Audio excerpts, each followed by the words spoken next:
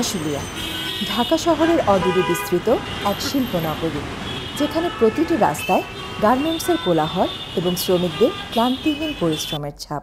এই অপরিসীম যন্ত্রময় পরিবেশে এক অদ্ভুতভাবে শান্তিপূর্ণ স্থান তৈরি হয়েছে, যেখানে স্থানীয় মানুষেরা প্রশান্তির জায়গা খুঁজে পায়। এটি আশুলিয়ার বুকে দাঁড়িয়ে থাকা জেবুন্নেসা মসজিদ। প্রভাবশালী সাময়িকী টাইম ম্যাগাজিন প্রতি বছর বিশ্বের ১০০টি স্থাপনাকে দ্য ওয়ার্ল্ডস গ্রেটেস্ট প্লেসেস হিসেবে ঘোষণা করে থাকে। এবছর সেই তালিকায় প্রথমবারের মতো স্থান পেয়েছে আশুলিয়ার জামগড়ার দরগার পাড় এলাকার জেবুন্নেসা মসজিদ।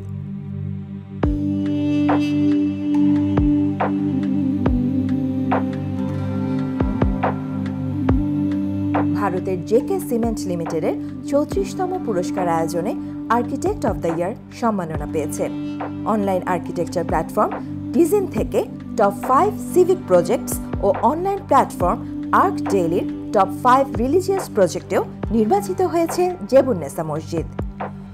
আশুলিয়ার এই বাণিজ্যিক কোলাহল থেকে কিছুটা দূরে এক শান্তির পরশ, এক নিঃশ্বাসের স্থান।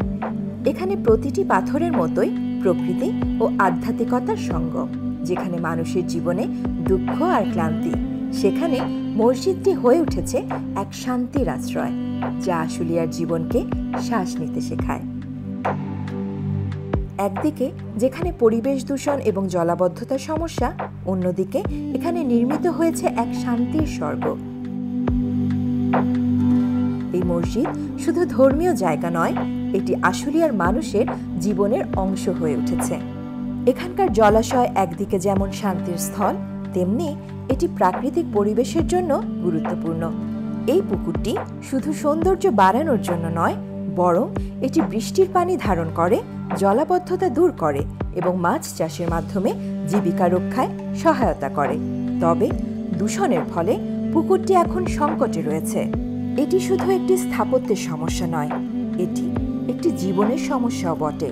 পুকুরটি পরিষ্কার করা, চারপাশে হাঁটার রাস্তা তৈরি করা এবং পরিবেশ বান্ধব গাছপালা লাগানো এমন উদ্যোগ গ্রহণ করলে শুধু শ্রমিকরা নয়, পুরো আশুলিয়া এলাকার বাসিন্দারাও এর সুফল পাবে। এটি হবে এক সামাজিক ও পরিবেশগত পরিবর্তনের চিহ্ন। জেবুন্নেসা মসজিদ এক শান্তির স্থান, যেখানে শ্রমিকরা তাদের কঠোর দিন শেষে আসতে পারে, এক শ্বাস নিতে পারে।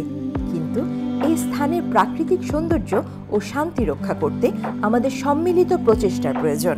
এটি শুধু তাদের জন্য নয়, আমাদের ভবিষ্যতের জন্য। আসুন আমরা সবাই একযোগে এই সৌন্দর্যকে রক্ষা করি এবং একটি সুন্দর পরিবেশ বান্ধব ভবিষ্যতের দিকে এগিয়ে চলি।